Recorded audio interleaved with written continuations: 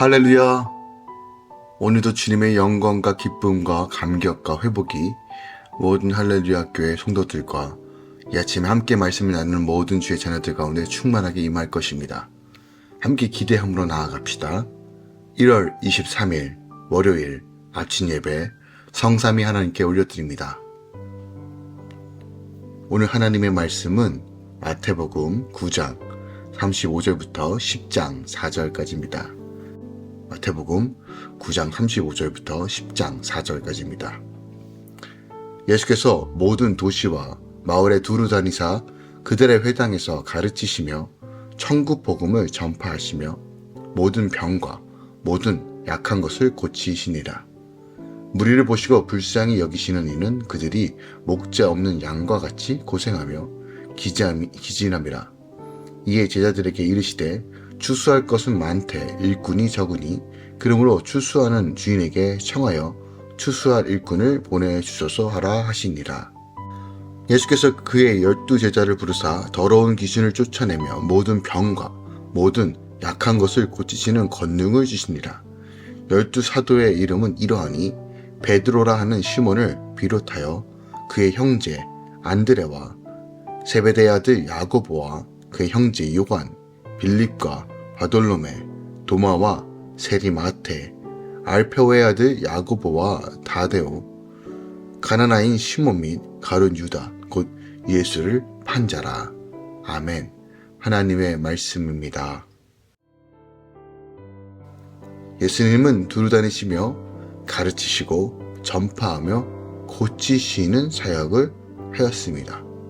하지만 여전히 목자 없는 양과 같은 무리를 보시고 불쌍히 여기시며 주인에게 청하여 추수할 일꾼을 보내주소서라고 기도하라고 하십니다. 후에 예수님은 12 제자를 부르셔서 귀신을 내쫓고 모든 병과 약한 것을 고치시는 권능을 주십니다. 예수님께서 공생의 초기에 베푸셨던 여러 이적들과 12 사도의 임명 및 파송을 기록하고 있는 본문의 내용입니다. 특별하게 오늘 본문은 전반부를 종결하고 또 제2차 갈릴리 사역을 총정리하는 부분으로서 모든 것들을 함축하고 있는 내용이 잘 담겨져 있습니다.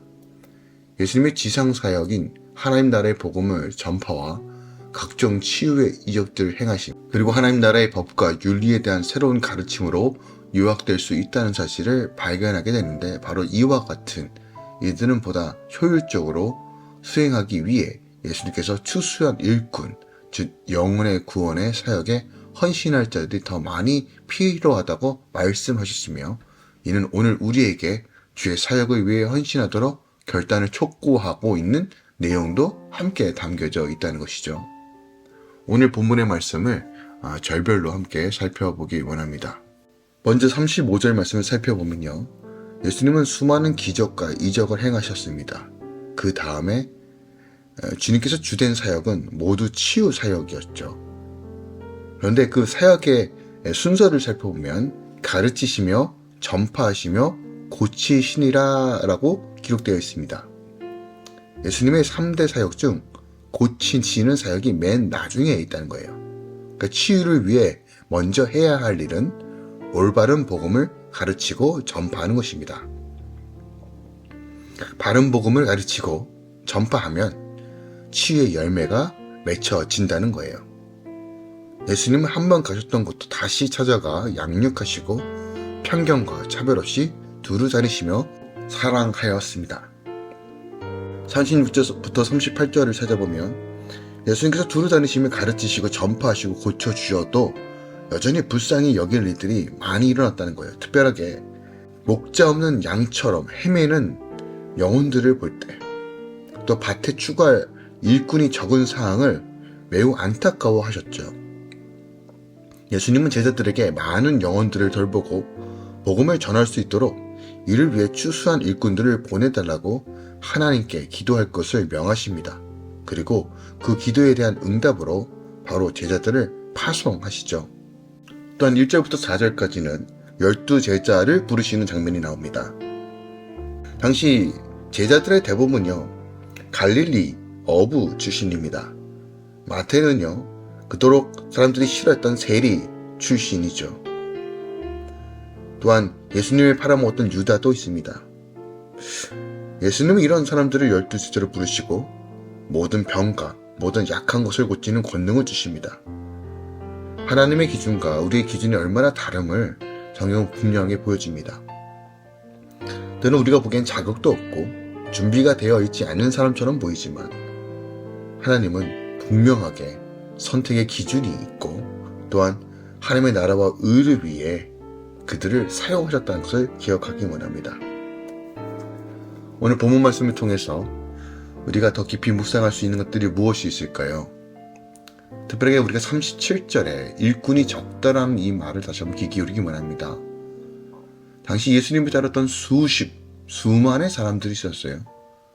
근데 정작 주님과 함께 사역했던 일꾼들은 12제자와 그 70여 명이 전부였습니다.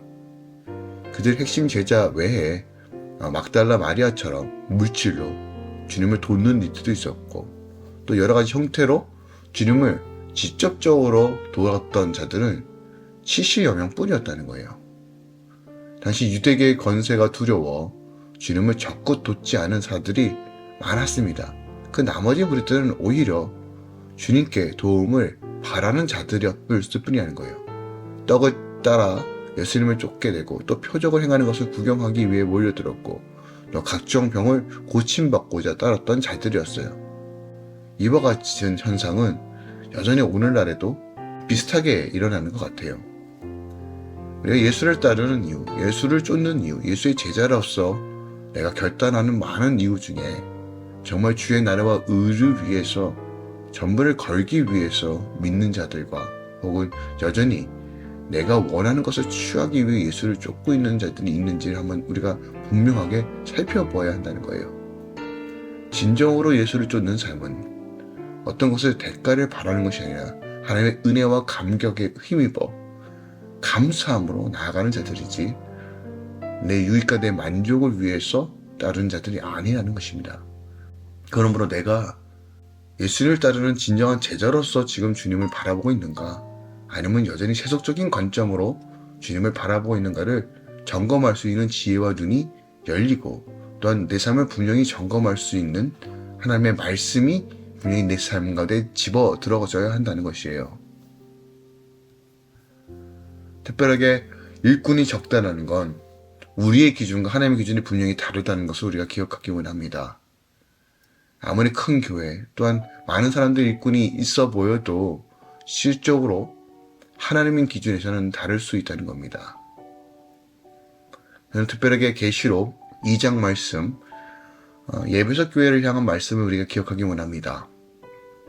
첫 마음을 잃어버렸음에도 불구하고 교회가 운영하는데 아무 문제가 없었던 예배석 교회를 향하여 예수님께서 질책하시고 훈계하시죠.